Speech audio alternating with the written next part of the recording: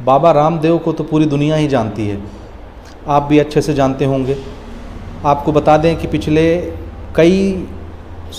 बीते कई दिनों से बाबा रामदेव और आचार्य बालकृष्ण जी और उनकी जो कथित कंपनी है पतंजलि, उनके दिन बड़े फिरे हुए हैं। पिछले काफ़ी समय से पतंजलि के ऊपर केसेस चल रहे हैं, उनके भ्रामक एडवर्टीज़मेंट के ऊपर, और जो ज़बरदस्ती के एडवर्टीज़मेंट वो बार बार पेपर में देते रहते हैं। और आपको याद होगा कोविड के समय भी उनकी एक दवाई आई थी जिनमें उन्होंने ये घोषणा कर दिया था, ये दावा किया था कि हमारी दवाई कोरोना से पूरी तरह से मुक्ति दे देगी, यानी पूरी तरह से कोरोना का ये इलाज होगा। अब इसके बाद एक उनकी दवाइयाँ आती गई मार्केट में, और वो तो भैया योगा सिखाने आए थे और दवाइयों के किंग बन के बैठ गए। पूरी मार्केटिंग देखिए, मसाले से लेकर के दवाइयों तक, और बीच में जितनी चीज़ें आती हैं हर चीज़ बाबा रामदेव की कंपनी पतंजलि बेचती है। साबुन, टिकिया, तेल, मसाला, हर चीज़ बेचती है, और एक बड़े व्यापारी के तौर पर लोग उनको पहचानते हैं।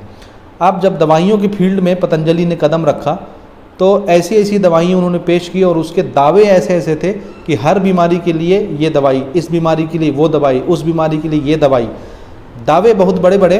और बाद में जब उनका प्रशिक्षण हुआ या परीक्षण हुआ, उनको चेक किया गया इंडियन मेडिकल काउंसिल की तरफ से, तो पता चला कि ऐसा कुछ है ही नहीं कि वो निश्चित तौर पर किसी बीमारी को पूरी तरह से ठीक कर सके।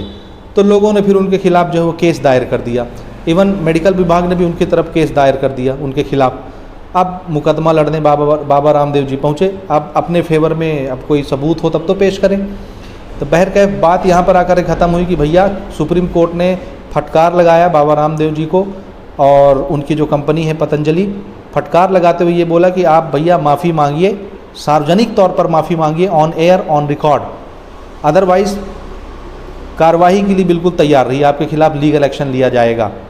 तो अब पतंजलि की जो टीम है बाबा रामदेव जी की, वो घबरा गई और उन्होंने सुप्रीम कोर्ट के निर्देशानुसार माफ़ी मांगा।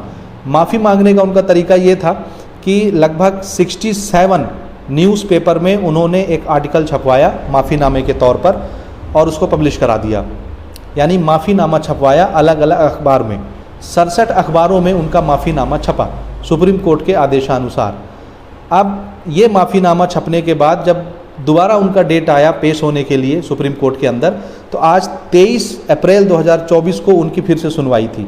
आज वो पेश हुए और अपनी पेपर की कटिंग उन्होंने रखी सामने, और सुप्रीम कोर्ट में उनके वकील ने ये बताया कि जैसा हमको कोर्ट ने आदेश दिया था कि माफ़ीनामा सार्वजनिक तौर पर आपको छपवाना है, तो भैया हमने माफ़ीनामा सार्वजनिक तौर पर अखबारों में छपवा दिया है। 67 अखबारों में हमने माफ़ीनामा छपवाया और इसके पीछे लगभग 10 लाख रुपए का खर्चा आया है। अब सुप्रीम कोर्ट के सामने जब ये सबूत पेश किए गए माफ़ीनामे के, तो सुप्रीम कोर्ट में जब इसको पेश किया गया, उन्होंने देखा कि उनका माफ़ीनामा एक छोटे से कॉलम में छपा हुआ है, अखबार के बड़े से पन्ने के अंदर बीच में कहीं पर छोटा सा कॉलम। तो इस चीज़ को देखते हुए सुप्रीम कोर्ट ने फिर से बाबा रामदेव जी के ऊपर फटकार लगाया और उन्होंने कहा कि भैया जब आप लोग अपनी दवाइयों के एड्स पेपर में देते हैं तो उनका साइज़ तो पूरे पन्ने के बराबर होता है, और जब माफ़ीनामा छपवाने की बारी आई तो छोटा सा कॉलम आपने छपवाया है। भैया ऐड ऐसा होना चाहिए, विज्ञापन ऐसा होना चाहिए जिसको बिना दूरबीन के या बिना माइक्रोस्कोप के पढ़ा जा सके, यानी कोई देखे तो उसको पढ़ ले। अब आपने इतना छोटा ऐड छपवाया है कि बिना माइक्रोस्कोप लगाए, बिना जूम किए उसको नहीं पढ़ा जा सकता। तो तुमने जिस साइज का तुम्हारा ऐड होता था दवाइयों का या अपने प्रचार का, जो आप लोग जो ऐड देते थे, क्या उसी साइज का ऐड आपने माफ़ीनामा का दिया है? उसी साइज का माफ़ीनामा छपवाया है? जवाब था बिल्कुल नहीं, माफ़ीनामा तो बहुत छोटे से साइज का था, और उनके प्रचार जो दवाइयों के आते हैं पतंजलि के, वो पूरे पेज को कवर करते हैं। तो इसका जवाब उन्होंने ये दिया कि सर हमने इसलिए छोटा सा छपवाया क्योंकि अगर हम बड़े साइज का माफ़ीनामा छपवाते तो उसमें लाखों का खर्चा आता।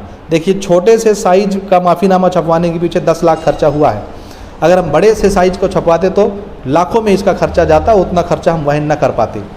तो सुप्रीम कोर्ट ने फिर फटकार लगाया और बोला कि जो कटिंग जो आपने माफ़ीनामा छपवाया है उसकी कटिंग हमारे सामने पेश करिए बिना जूम किए, हम उसको यहाँ देखेंगे, नापेंगे और ऐसे सामने रख करके पढ़ेंगे कि आपका माफ़ीनामा पढ़ने योग्य है भी कि नहीं है। आपने बड़े साइज का क्यों नहीं छपवाया? कम से कम ऐड उस साइज का होना चाहिए जो बिना दूरबीन लगाए, बिना कंपाउंड माइक्रोस्कोप लगाए या सिंपल माइक्रोस्कोप लगाए उसको पढ़ा जा सके। ठीक है, तो अगले 2 दिनों के लिए उन्होंने कहा है, सुप्रीम कोर्ट ने आदेश दिया है कि देखो अगले 2 दिनों के अंदर ऑन रिकॉर्ड माफ़ी मांगो, और उसमें साफ साफ लिखा होना चाहिए कि हमसे गलती हुई है, ये शब्द उसमें होना चाहिए। और अगर ऑन रिकॉर्ड माफ़ी नहीं मांगते तो फिर तैयार रहना कार्रवाई के लिए। तो अब थोड़ा सा बाबा रामदेव जी का हालत जो है गंभीर है, यानी चेहरे से आप अंदाज़ा लगा सकते हैं कि क्या स्थिति होगी उनकी। और उनके साथ में आचार्य बालकृष्ण जी भी हैं। अगले डेट में इन दोनों को फिर से हाजिर होने के लिए निर्देश दिए गए हैं और प्रॉपर माफ़ीनामे के साथ। तो अब आगे देखिए कि पतंजलि किस ओर हमको लेके जाती है और क्या क्या रंग पतंजलि को देखने के लिए मिलते हैं। हालांकि कुछ दवाइयाँ ऐसी हैं पतंजलि की जो बहुत कारआमद हैं, यानी हकीकत में उनसे जो है फ़ायदा मिलता है। जैसे शुगर की उनकी दवाइयाँ हैं, उससे वाकई में कई मरीज़ों को जो है आराम मिला हुआ है। तो कुछ दवाइयाँ हैं जो बेनिफिशियल हैं, लेकिन बहुत सारी ऐसी चीज़ें हैं जो ज़बरदस्ती का लेबल लगा के, ऐड लगा के पतंजलि उसको आड़े हाथों ले रही है और बेच रही है धड़ल्ले से, और कोई इसके ऊपर उंगली नहीं उठाता।